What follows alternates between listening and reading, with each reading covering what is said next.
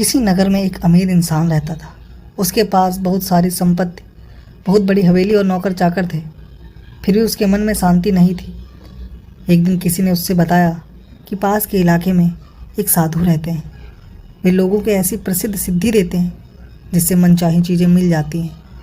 वह अमीर आदमी उस साधु के पास गया और उसे प्रणाम करके बोला, महाराज, मेरे पास पैसे की कमी नहीं है, पर मेरा मन बहुत अशांत रहता है। आप कुछ ऐसा उपाय कीजिए कि मेरी अशांति दूर हो जाए।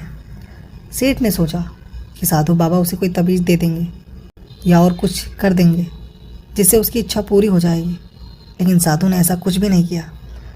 अगले दिन उन्होंने सेठ को धूप में बिठाए रखा और स्वयं अपनी कुटिया के अंदर छाँव में जाकर चैन से बैठ गए। गर्मी के दिन थे। सेठ का बुरा हाल हो गया। उसको बहुत गुस्सा आया, पर वह उसे चुपचाप पी गया। दूसरे दिन साधु ने कहा, आज तुम्हें दिन भर खाना नहीं मिलेगा। भूख के मारे दिन भर सेठ के पेट में चूहे कूदते रहे।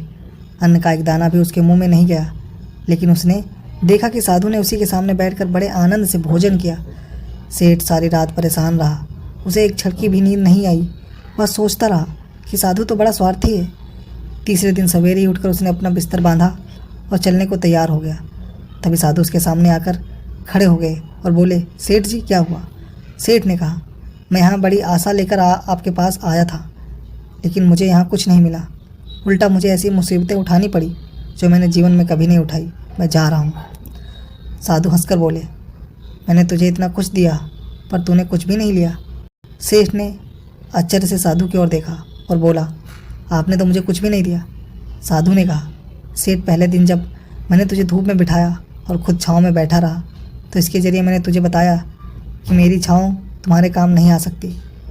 जब मेरी बात तुम्हारी समझ में नहीं आई, तो दूसरे दिन मैंने तुझे भूखा रखा और खुद खूब अच्छी तरह खाना खाया। उससे मैंने तुझे समझाया कि मेरा खा लेना से तेरे पेट में नहीं भर सकता।